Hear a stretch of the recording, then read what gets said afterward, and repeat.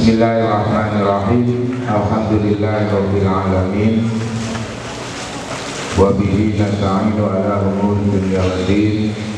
Asyhadu an la ilaha illallah wa asyhadu anna Muhammadan 'abduhu wa rasuluh. Allahumma shalli ala sayyidina Muhammad wa ala alihi wa sahbihi ajma'in, amma ba'du. Hadratul kiram, para alim, para ulama, wabil khusus pengasuh pondok pesantren An-Nur, wabil khusus Dr. Kiai Haji Fathul Bari Badruddin selaku pengasuh pondok pesantren An-Nur 2, Dewan Guru, Dewan Asatidz pondok pesantren An-Nur, dan juga panitia pelaksana RBLS pondok pesantren An-Nur 2, dan juga yang kami banggakan santri pondok pesantren An-Nur 2 yang berbahagia. Alhamdulillah, puji syukur kehadirat Allah Subhanahu wa Ta'ala, yang mana pada siang hari ini kita bisa berkumpul di ruangan Aula Yamatin dengan harapan mudah-mudahan kubur kita selalu diridhoi oleh Allah Subhanahu wa Ta'ala. Amin ya rabbal amin ya rabbal amin. Salawat bersalam mudah-mudahan terkunjuk kepada Gusti Nabi Muhammad sallallahu alaihi wasallam, yang mana beliau telah berikan petunjuk kepada kita bersama, yaitu dengan ajaran beliau, yaitu syariat agama Islam. Mudah-mudahan anak-anakku semuanya nanti kita sampai yaumil akhirat tetap diaku sebagai umat beliau. Amin ya robbal alamin. Anak-anakku santri pondok pesantren An-Nur, sebelum kami menyampaikan program dan tata tertib berkenaan dengan SMP, perlu saya perkenalkan dulu. Saya dikenal bedulung, tak kenal maka tak saya kenalkan. Khawatir nanti anak-anakku jalan-jalan ketemu, ya siapa ini, siapa itu. Jadi kalau kalian mengenal saya mungkin cepat, tapi kalau saya mengenal anak-anakku sangat sulit sekali. Tapi minimal kalau kita ketemu bahwa itu adalah kalian siswa SMP An-Nur, santri pondok pesantren An-Nur 2. Nah, anak-anakku juga tahu itu Pak Guru saya, karena di pondok pesantren itu tradisinya tidak sama dengan sekolah yang ada di luar. Ya, kalau di luar mungkin tradisi siswa dengan guru ya ada sedikit tidak sama. Tapi kalau di pondok pesantren betul-betul yang namanya ta'zimul ustadz itu sangat diupayakan, ya sangat diperlakukan. Jadi kenapa? Karena ta'zimul ustadz termasuk ta'zimul ilmi, ya. Orang ilmunya supaya manfaat itu harus menghormati ilmu, termasuk menghormati ustaz. Makanya dengan ustaz itu harus ada jaga jarak, walaupun itu sama-sama manusianya. Tapi kita kalau itu Pak Guru harus yang ada tanduk yang sopan, tidak tanduk yang punya akhlakul karimah, ya. Karena apa? Karena kalau kalian gurunya dianggap temennya sama, tidak ada bedanya, lah khawatir nanti ilmunya tidak manfaat, khawatir ilmunya tidak barokah. Makanya di pondok pesantren itu yang namanya ta'zimul ustadz itu sangat ditekankan sekali, agar apa? Tujuannya ilmunya menjadi ilmu yang bermanfaat.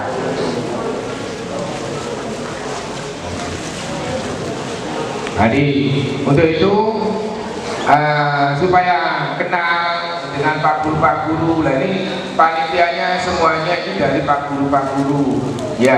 Kalau pelaksananya ini dari kakak kalian, yaitu kesiswaan ya. Saya kenalkan dulu. Saya duduk berdiri ya, supaya di belakang tahu. Ada gambarnya saya? Tidak ada. Oh, tidak ada. Yes. Ini saya sebenarnya tidak beda dengan kalian ya. Saya kalau dilihat biografinya sama. Saya dulu juga santri. Saya dulu juga mondok di sini ya. Saya masuk sekitar 1987. Kalian sudah lahir belum? Saya sudah mondok di sini. Ya, saya juga sama sekolah seperti kalian. Makanya jadi santri jangan kecil hati. Ya, waduh jadi santri ben jadi opo? Ya. Jadi menungso. Oh mondok men mangan opo? Mangan sepuh. Ndak ono ceritane santri mangan kerikil dada. Sama. Ya, jadi menungso. Mangan ya mangan sepuh. Makanya jangan sampai ada punya perasaan kalau nanti saya mondok khawatir nanti masa depan saya bagaimana. Jangan. Yang menentukan nasib kita adalah Allah Subhanahu wa Ta'ala. Kita di sini ikhtiar belajar ya. Kenapa kok kalian dititipkan di pondok pesantren? Karena orang tua kalian menginginkan kalian jadi ahli ilmu agama. Karena pondok pesantren itu adalah tempat untuk menampung santri-santri yang akan menimba ilmu agama. Ilmu agama itu adalah ilmu yang diwariskan dari Rasulullah melalui para alim ulama. Makanya ada al-ulama warasatul anbiya. Ulama itu adalah warisan para nabi. Lah kita menimba ilmu warisan para nabi, tempatnya ada di pondok pesantren. Jadi kalian mondok ini betul atau betul? Benar atau benar? 100% benar. Makanya jangan sampai punya perasaan kecil hati, saya kalau mondok bagaimana, kalau nanti saya tidak. Jangan ya, itu adalah godaan setan. Yang terpenting kita mondok ikhtiar untuk menuntut ilmu agama ya, untuk melanjutkan risalah Rasulullah Sallallahu Alaihi Wasallam, sehingga orang tua kalian supaya apa yang menjadi cita-citanya ini berhasil, akhirnya dititipkan di pondok pesantren, yaitu di An-Nur. Alhamdulillah. Mudah-mudahan perasaan semua. Kalau ono sing kepingin boyong, kalau ono sing kepingin mulih. Kalau toh ingat di rumah biasa. Kalau toh seandainya ingat orang tua itu hal yang biasa. Jangankan kalian yang masih 1 hari 2 hari, yang sudah 2 tahun aja kadang-kadang masih ingat, yang 3 tahun kadang-kadang pun juga masih ingat. Tapi karena dengan tekad yang tinggi, akhirnya apapun akan tetap dijalani. Ilmu Bapak Ibu itu sudah biasa, tapi dengan ilmu Bapak Ibu doakan mudah-mudahan orang tua kita selalu diberikan kesehatan oleh Allah, diberikan umur yang panjang, diberikan rezeki yang banyak halal barokah, karena doanya santri itu mustajab. Nah, makanya kalian jangan sampai berhenti untuk berdoa. Ayo berdoa terus. Nah, sehingga apa yang dicita-citakan oleh kedua orang tua ini menjadi berhasil dan sukses. Orang tua sudah betul menyerahkan kalian di pondok pesantren, bukan karena orang tua gede, bukan karena orang tua tidak senang dengan kalian. Itu menunjukkan kecintaan orang tua kepada anak, supaya anak selamat nanti di dunia sampai di akhirat. Kenapa kok pilihannya Anur 2? Kayak saya yakin karena orang tua kalian lebih tahu daripada kalian. Ya. Tahu kenapa? Karena di pondok pesantren Anur ini juga ada sekolah formal, yaitu SMP Anur. Pilihannya kenapa ke SMP Anur? Karena SMP Anur adalah sekolah yang terbesar. Sekolah SMP Anur adalah sekolah yang besar. Ya, siswanya bukan cuma ratusan, tapi sudah ribuan. Tahun ini insya Allah SMP Anur siswanya insya Allah sudah mencapai 3.500. Tepuk tangan untuk SMP Anur.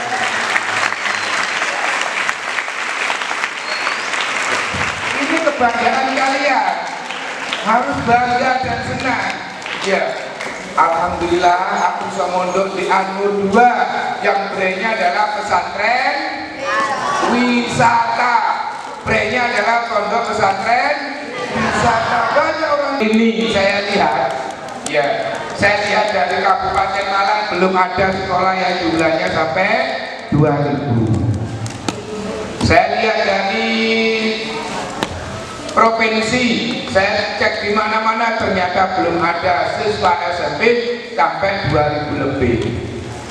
Bahkan sampai se-Jawa, Bali, saya belum nemu sekolah SMP yang jumlahnya itu sampai 3.000. Dalam pikiran saya, oh berarti SMP Anur adalah sekolah terbesar se-Indonesia. Tepuk tangan.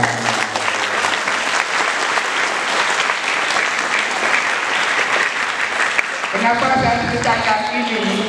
Supaya kalian bangga, supaya kalian itu senang. Tidak salah saya milih pondok pesantren Anur 2, tidak salah saya milih SMP Anur. Supaya yakin betul, mantap dalam hatinya, tidak ada keraguan, sehingga kalian tambah rasa. Sehingga anak-anakku di sini bukan bingung, bukan galau, bukan getun, tapi malah merasa mantap. Temannya dari mana saja, jangan khawatir.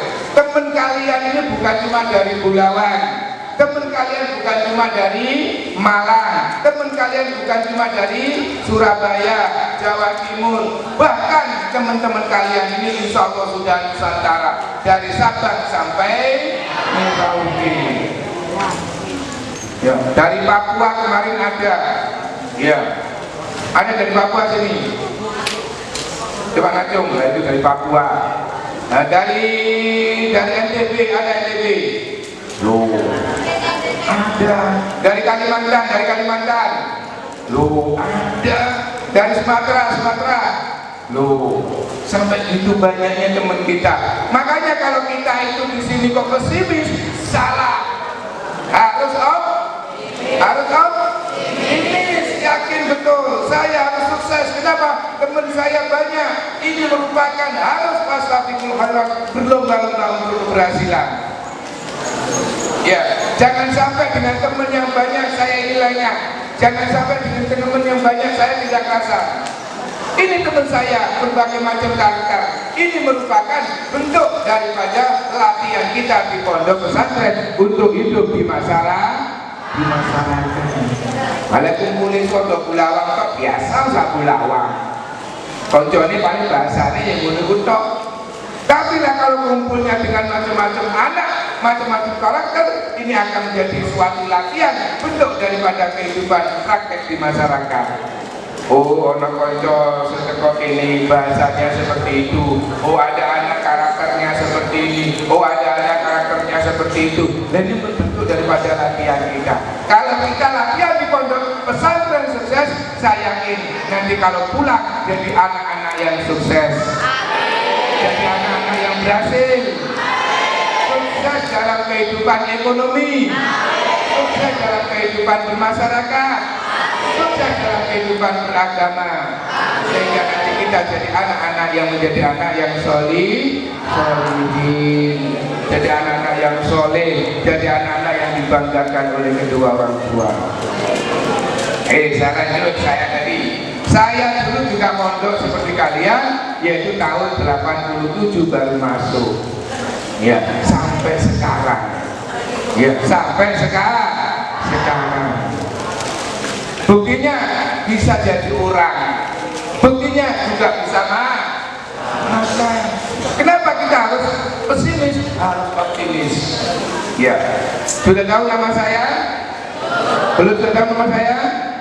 Yes, waduh.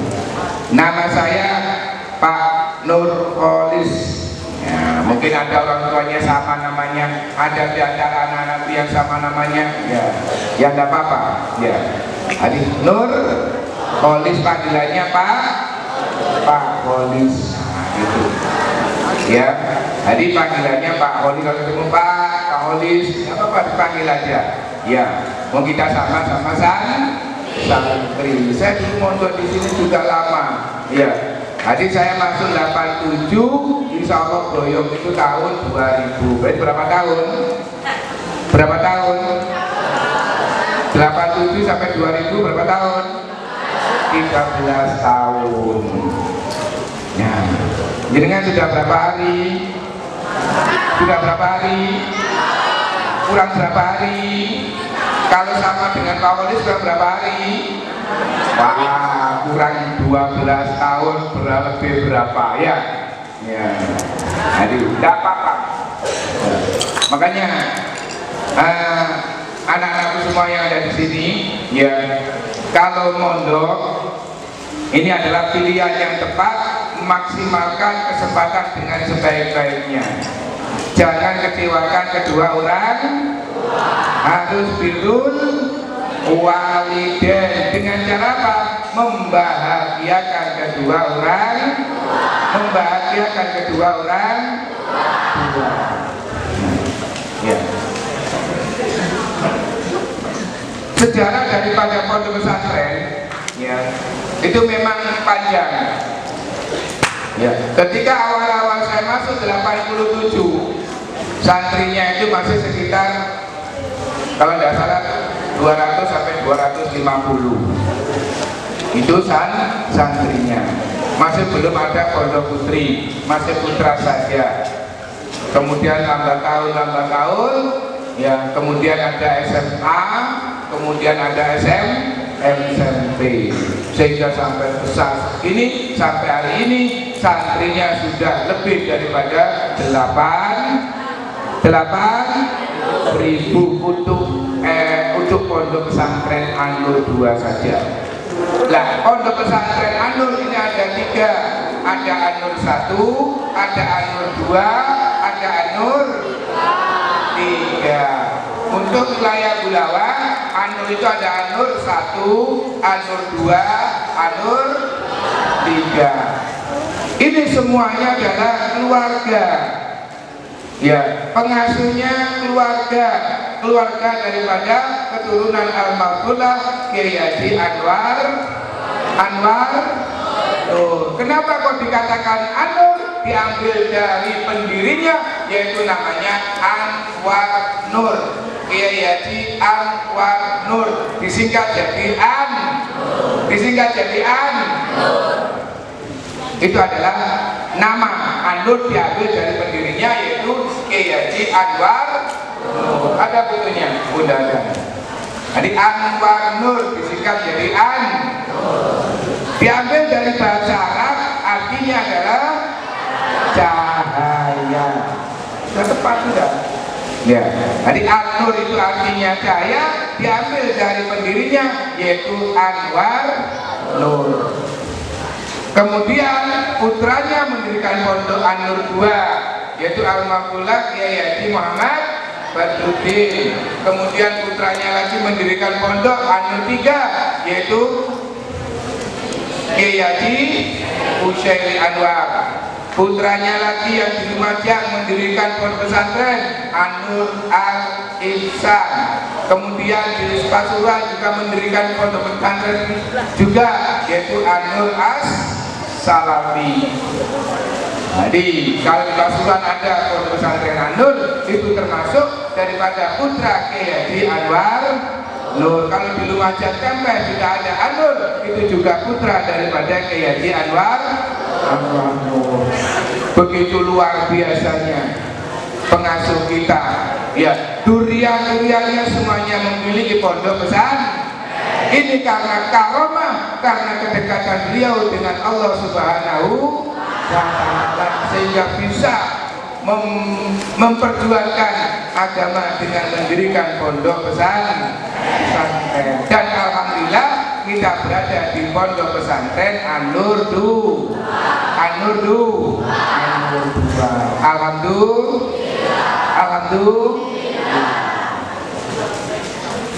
Dah. Selanjutnya lagi, dengan keberadaan pondok pesantren, kemudian ada yang namanya SMP An-Nur. SMP An-Nur ini berdiri pada tahun 1992. Berdiri tahun berapa? 1992.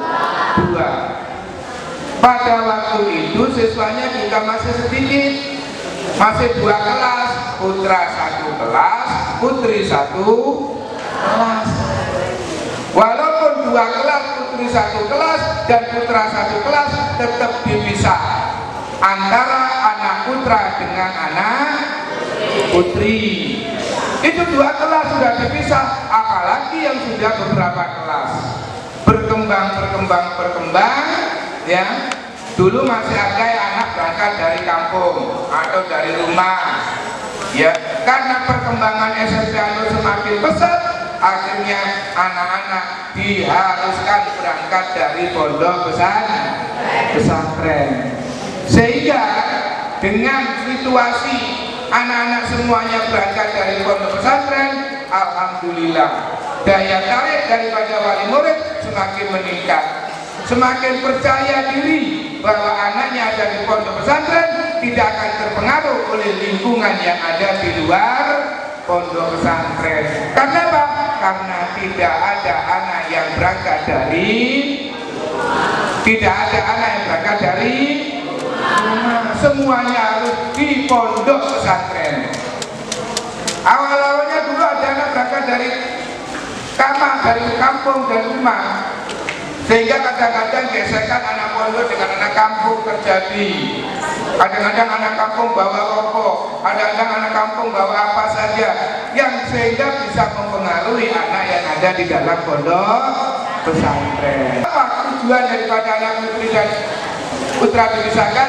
Tujuannya supaya tidak ada hubungan komunikasi selain mahram. Putra disendirikan, putri disendirikan, supaya ada ketemuan.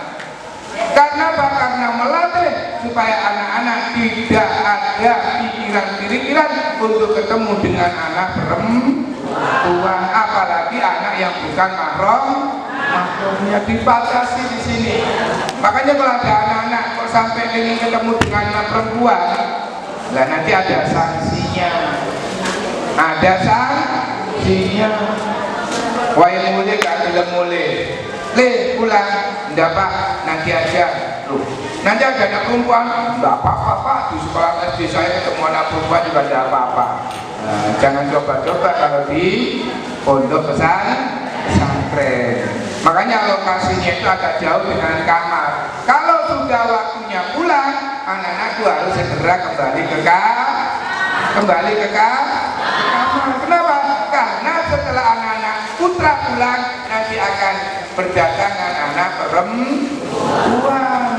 Kalau ketemuan gimana? Nah, nanti akan ada sanksinya. Diketemukan, dikenalkan, dirapikan. Mau? Anak SMP kelas 1 sudah terapi. Ya, ini makanya kalau sudah waktunya pulang harus segera kembali ke kamar. Karena apa? Karena kelas dan lokasi akan digunakan untuk anak perempuan. Dengan semakin besarnya SMP An-Nur, akhirnya program-program yang ada di SMP itu bertambah terus. Ya, bertambah. Ada yang namanya kelas idaman. Tahu kelas idaman? Tahu kelas idaman? Alhamdulillah hari ini kelas idaman untuk kelas 7 Ya, yang naik kelas 8 itu sudah ada 6 kelas. Anak putri 6 kelas, anak putra juga 6 kelas. Dulu cuma 2 kelas, putra 2 kelas, putri 2 kelas. Dan alhamdulillah tahun ini juga 6 kelas lagi. Putra 6 kelas, putri 3 kelas, putra juga 3 kelas. Pak, saya mau daftar ke kelas idaman boleh tidak? Boleh, semuanya boleh, tapi dibatasi. Dibatasi. Siapa yang boleh masuk kelas idaman? Siapa saja, asalkan ada kemauan. Kemauannya dari mana? Dilihat dari prestasi ketika kalian di tes.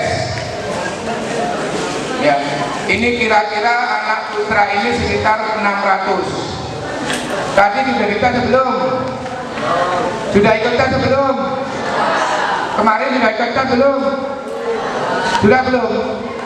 Nah, kalau sudah dites, nanti akan diambil 200 besar.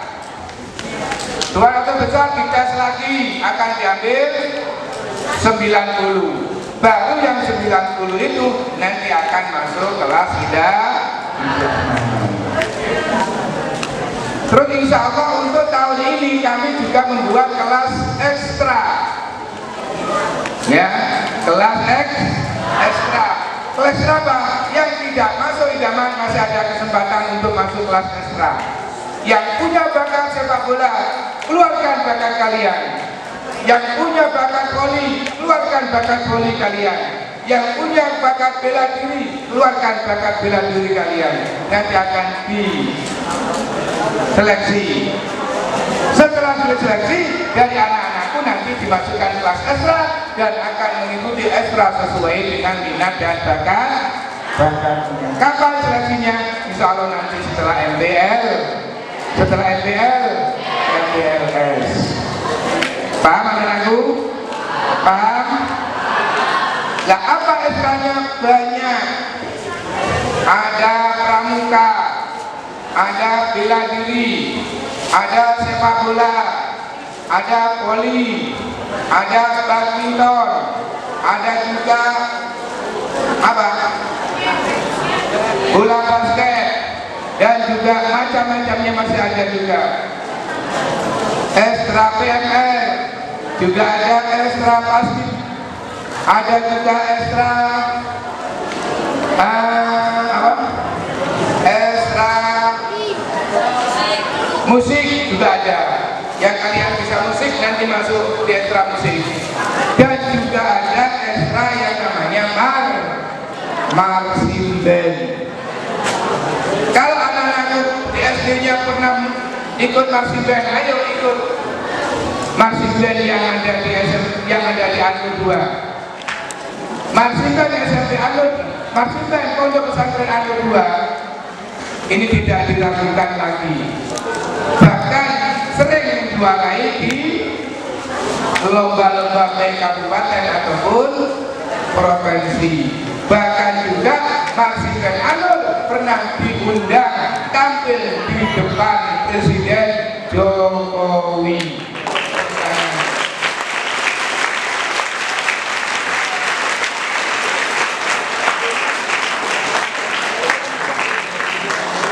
Ketika diundang oleh Pak Jokowi, tidak sembarangan, ya, luar biasa. Semuanya dibiayai oleh pemerintah. Yang namanya peserta atau pelaku dari marching band ini tidak main numpak bis, tidak, naik pesawat dari bandara ke bandara Soekarno. Kemudian tidurnya tidak di penginapan biasa, tidurnya di hotel. Apa ada yang ikut? Ayo silakan ikut. Mudah-mudahan suatu ketika nanti diundang lagi oleh Pak Jokowi. Makanya kalau ada yang punya bakat marching band, jangan ragu-ragu, ayo ikut. Makanya nanti akan dipilih siapa yang punya bakat ini, salurkan untuk semuanya bisa menyalurkan bakat minatnya supaya nanti semuanya bisa maksimal.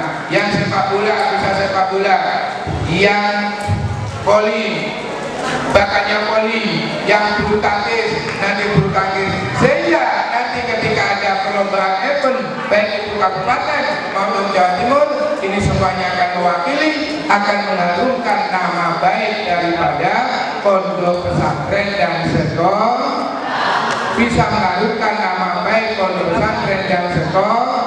Nah, ini tujuan daripada kegiatan-kegiatan ekstra yang ada di pondok pesantren, yang ada di pondok pesantren. Nah, itu semuanya bisa tercapai, itu semuanya bisa sukses. Syaratnya satu. Syaratnya satu. Apa syaratnya? Pertama harus semangat. Harus punya semangat. Ojo nanti minder dari santri, ojo nanti lemah dari santri. Harus semangat. Ya, harus semangat. Kalau kalian semangat, saya yakin semuanya akan betah di pondok pesantren dan lupa dengan kehidupan yang ada di rumah, sehingga semuanya akan terasa di pondok pesantren.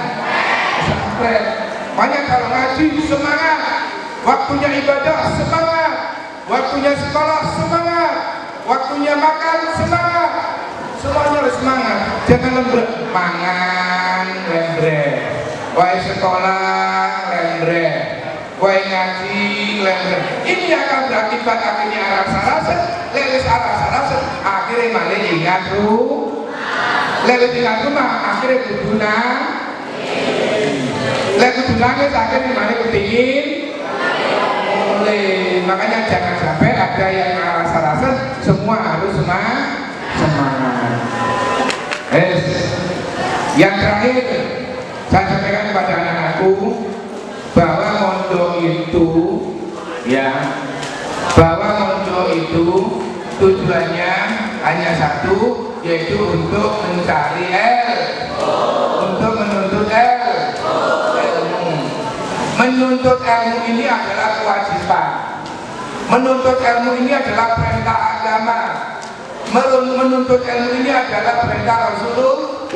Thalabul ilmi fardhatun ala kulli muslimin wa muslimatin. Jadi kalian mondok ini tujuannya adalah menuntut ilmu, bukan cari apa-apa. Makanya nanti kalau di kamar ada yang nggak cocok dengan teman, jangan dipermasalahkan. Kenapa? Karena di pondok tidak cari teman. Kalau seandainya nanti di kamar kok tidurnya cuma kasur tipis, jangan dipermasalahkan. Karena apa? Di pondok bukan cari tempat tidur. Kalau kok nanti di pondok seandainya kok kamar mandinya antri, biasa, jangan sampai dibuat masa aku kamar mandinya ini. Jangan. Kenapa? Karena mondok tujuannya bukan cari kamar mandi. Itu semuanya adalah jeripaya kita yang nantinya akan dibalas oleh Allah Subhanahu wa Ta'ala dengan ilmu yang manfaat dan darah. Saya dulu sama dengan kalian. Kalau sekarang makan tinggal makan. Ya kalau dulu masih masak saya. Masak pakai gendok, pakai kompor, pakai bawa beras dari rumah, cari lauk pauk untuk mendapatkan lauk, sehingga makan itu harus masak dulu, harus cari gas dulu, harus cari lauk dulu. Nanti kalau mau makan itu waktunya masih kurang 1 jam, kadang lebih. Kenapa? Karena harus masak. Tapi kalau kalian tinggal ngantri, kira-kira ngantrinya ada 1 jam? Kira-kira ngantrinya ada 2 jam? Tidak ada, paling lama mungkin 10 menit, ya, paling lama mungkin 15 menit. Itu adalah latihan. Semuanya harus dilakukan sendiri. Baju harus ditata sendiri. Jangan sampai hilang. Caranya gimana? Harus diamankan sendiri. Tas bagaimana caranya dibalikan? Terus dikasih nama. Ya. Kemudian sarungnya kan sama semuanya ya. Supaya tidak keliru dengan temennya, tolong dikasih nama. Tapi namanya yang tahan lama. dengan spidol, kasih namanya siapa? Ahmad, kasih nama Ahmad. Tapi di pojok aja, jangan digegerin. Kalau baju ya ditaruh di sini. Kasih Ahmad, ada yang namanya apa?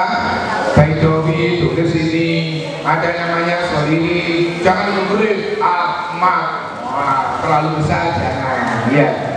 Minimal didengeri paribasanya ketelesut, kalian tidak ragu bahwa itu adalah milik kalian. Ini siapa? Punya saya, mana buktinya? Ini ada namanya. Oh iya, maaf, gitu. Nah, saya lihat bajunya sama-sama juga ini. Dan bajunya juga gitu. Tolong kasih nama, mumpung burung ketelesut dengan teman yang lain. Kalau toh seandainya ada yang ketelesut, tolong sabar, dicari dulu. Tidak usah bingung galau. Karena apa? Karena kita di kamar punya yang namanya kepala kamar atau pembimbing. Ya. Kalau seandainya ada Ustaz, kalau saya tadi saya taruh di sini kok tidak ada Ustaz. Oh iya, saya carikan. Ustaz, kemarin saya tidak ada namanya, saya taruh di sini kok tidak ada Ustaz. Nah, dicarikan. Sehingga dari apa-apa yang terjadi di masalah di kamar, insya Allah kepala kamar akan menyelesaikan. Jangan sampai malah main hakim sendiri dengan temennya. Ibu sarung tertarik sampai kancane tiba. Kalau sampai tiba jatuh, akhirnya temannya sakit, akhirnya terjadi pertengkaran. Makanya di kamar jangan sampai ono sing gelut, ojo maneh ono sampai sing berkelahi. Harus diselesaikan dengan kekeluargaan. Kalau seandainya terjadi apa-apa di dalam kamar atau dengan gesekan dengan teman, kita semuanya ini adalah saudara. Kita adalah teman. Kita adalah senasib. Ya, senasib. Jauh dari orang tua, jauh dari rumah, jauh dari ibu, jauh dari bapak, jauh dari keluarga, sama. Makanya harus saling menghormati, saling mengasihi. Jangan sampai ada yang sampai berkelahi antar teman. Ya, jangan sampai ada yang gontok-gontokan. Boleh bermain tapi tidak boleh melampaui batas. Paham anak-anakku? Paham? Ya. Itu tadi program sekolah sudah saya sampaikan. Kemudian sekarang tata tertib. Ya, tata tertib sekolah insya Allah nanti di kelas-kelas akan didapatkan. Ya, intinya kalau sudah ada tata tertib itu pasti ada kewajiban dan hak dan ada larangan. Kalau ada kewajiban lakukan. Ya, kalau ada kewajibannya apa? Laksanakan. Ya, kalau di situ ada larangan tinggalkan, jangan sampai dilakukan. Intinya di situ. Kalau anak-anakku, kalian semuanya ini mengikuti tata tertib dengan baik, insya Allah tidak akan berhubungan dengan masalah. Kok ada hubungan dengan masalah, dengan BK, dengan kesiswaan, dengan wali kelas, kok sampai ditarap? Itu bukan karena apa-apa, karena kalian sendiri membuat masalah dengan sekolahan ataupun pondok pesantren. Santri dilarang keluar, oh ternyata metu konangan, dipanggil keamanan, ditarap, sampai akhirnya diberi hukuman. Kira-kira yang salah santrinya atau keamanannya? Yang salah santrinya atau keamanannya? Ya santrinya. Di kamar, ya di kamar waktunya tidur ternyata nggak tidur, masih bermain keluyuran kemana-mana, sampai akhirnya kepala kamar boleh nangis si Ahmad nggak ada Ustaz, dibolehin ngisor kayu nggak ono, ya dibolehin koperasi nggak ono, ini kamar mandi nggak ada, tahu-tahunya dadano mainin ngisor kayu, akhirnya dicekel di sini lah. Kepala kamar ini anak buah itu salah betul. Betul, itu betul daripada kasih sayang kepala kamar kepada anak-anaknya. Larangan lagi, santri dilarang mandi di sungai. Ya, jangan lakukan. Kok sampai harus mandi kepleset, keperot, atau sampai terjadi apa-apa? Ya, akhirnya dimarahi oleh kepala kamar. Kira-kira yang salah santrinya atau kepala kamarnya? Santrinya. Makanya kalau kalian ingin supaya tidak disalahkan oleh kepala kamar, tidak dihukum oleh kepala kamar, tidak dimarahi oleh kepala kamar, ikuti aturan yang ada di pondok pesantren, ikuti aturan yang ada di sekolah. Juga kalian yang PNS, sudah ada aturan, tidak boleh telat, ya, tidak boleh pulang lebih awal, tidak boleh bermain sendiri. Kok ada yang bermain sendiri dimarahi oleh kakak-kakaknya? Ya, jangan salahkan kakaknya. Kenapa? Karena kalian tidak ikut aturan. Paham anakku? Paham? Paham. Intinya ada aturan. Kalau aturan itu dilanggar, pasti ada namanya hukum. Hukuman. Seneng oleh hukuman? Seneng dapat sanksi? Seneng dapat masalah? Tolong jangan melanggar aturan, baik di pondok pesantren ataupun di sekolah. Insya Allah kita kalau ikut aturan di pondok, kalau ikut aturan di sekolah, insya Allah hidup kita akan menjadi tenang, tidak gampang galau. Kenapa? Kita tidak pernah disekrap, tidak pernah dimarahi, kita tidak pernah dihukum. Kenapa? Sesuai rel yang telah dijalani oleh aturan-aturan baik pondok ataupun sekolah. Mungkin itu aja yang bisa saya sampaikan. Ada kurang lebihnya kami mohon maaf. Dengan harapan mudah-mudahan anak-anakku semuanya kerasa di pondok pesantren. Semuanya kita keluarganya diberikan keluarga yang sehat semuanya, dijauhkan dari bala, dijauhkan dari wabah, dan semuanya mendapatkan rezeki yang banyak halal barokah sehingga untuk membiayai anak-anaknya menjadi lancar. Saling lancar kabeh. Dan paling akhir mudah-mudahan anakku jadi anak-anak yang soleh, mendapatkan ilmu yang manfaat, mendapatkan ilmu yang barokah dari dunia sampai di akhirat. Amin ya robbal alamin ya robbal alamin.